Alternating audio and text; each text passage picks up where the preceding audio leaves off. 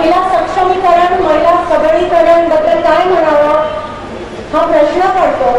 कारण का महिला सक्षम आहे, महिला ही सक्षम आहे, महिला ही स्वतःच्या पायावर उभी राहते, पण महिला ही स्वतःचा विचार कधीच करत नाही. सुरुवातीपासून जेव्हा लहान असते तेव्हा ती आई वडिलांचा विचार करते, जेव्हा थोडी मोठी होते तेव्हा ती आपल्या पतीचा विचार करते, पतीनंतर तिच्या मुलांचा विचार करते, त्याच्यानंतर तिच्या सासू सासऱ्यांचा विचार करते, त्याच्यानंतर ती समाजाचा विचार करते. हे सगळं करताना ती एका व्यक्तीला विसरून जाते, ती स्वतःला विसरून जाते. आपण स्वतःकडे लक्षच देत नाही. या सगळं हे करता आपण कोणतीही अपेक्षा न ठेवता आपण काम करत असतो. आपल्याला काही अपेक्षा नसते, पण आता जग बदललंय, आपल्याला अपेक्षा ठेवून काम करायला पाहिजे. आणि अपेक्षा कोणाकडून ठेवायच्या? समाजाकडून, घरच्या लोकांकडून नाही, पण अपेक्षा म्हणजे आर्थिक दृष्ट्या आपल्याला सक्षम व्हायला पाहिजे. कारण का तुम्ही सगळ्या दृष्ट्या सक्षम आहात. तुम्ही तुमचं घर सांभाळता, तुम्ही तुमचा जिल्हा सांभाळता, तुम्ही या महाराष्ट्राला, या देशाला इतकं काही देता, पण आर्थिक दृष्ट्या आपण कमी पडतो. आणि आर्थिक दृष्ट्या आपण सक्षम नसल्यामुळे आपण मानसिक दृष्ट्या पण सक्षम नाही. आपण दुसऱ्यांवर अवलंबून असतो की आपला पती काम करतो आणि आपल्याला पैसे मिळतील, पण आपण स्वतःहून कधी कमवून दाखवत नाही, आपण स्वतःहून पैशाचा विचार करत नाही. आजच्या काळाचे हे सुद्धा आहे.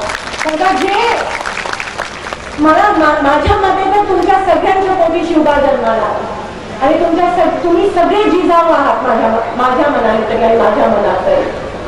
आणि तुम्हीच हे महाराष्ट्र घडवणार आहात, तुमचीच मुलं हे महाराष्ट्र घडवणार आहात. आज लोक म्हणतात की मुंबईत बरेच पर राज्यातून लोक आले, पण नाही. सर्वात जास्त बांधव, कष्ट करणारे बांधव आमच्या मुंबईत जर असतील तर हे कोकणातले बांधव आहेत. कष्ट करून रात्रंदिवस कष्ट करून कमवणारी ती तुमची मुलं आहेत, जे मुंबईपर्यंत काम शोधत येतात. मग ते शिवबापेक्षा कमी तर नाही, ते तिकडे महाराष्ट्रात घडवत आहे. आज राजकारणात असतील, उद्योजक असतील, घरोघरी काम करणारे आमचे बांधव असतील, ते सगळे इकडच्या पावनभूमीचे आहेत. आणि त्यांना जन्म कोणी दिलाय तर तुमच्यासारख्या सक्षम जिजाऊ मातांनी तुम्ही जन्म दिला आणि म्हणून तुम्ही त्यांच्यापेक्षा महान आहात. आणि उद्या जर तुमच्या पोटी शिवबा जन्माला आला नाही तर तुमच्या पोटी देखील एक जिजाऊ देखील जन्माला होऊ शकते. आणि मी हे का म्हणते, कारण का मला वाटतं म्हणतील शिवबा म्हणजे मुलंच जन्माला यावीत का? नाही, पण मुली जर तुम्ही जन्माला आणल्या तर त्या पण उद्या ह्या महाराष्ट्र घडवणाऱ्या, कोणाच्या पोटी इंदिरा गांधी जन्माला येतील, कोणाच्या पोटी सोनिया गांधी जन्माला येतील, तर कोणाच्या पोटी जिजाऊ जन्माला येतील. आई वडिलांनी जे संस्कार दिले तेच आपल्याला पुढेपर्यंत घेऊन जातात.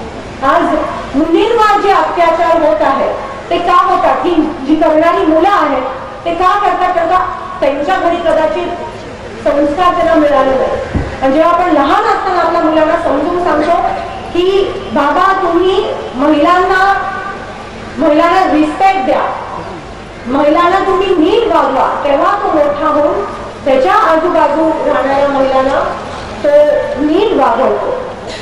नाहीतर सगळं उलट झालं असतं आणि आपल्याला प्रत्येक दिवशी आपल्याला इकडे राहणं कठीण झालं असतं.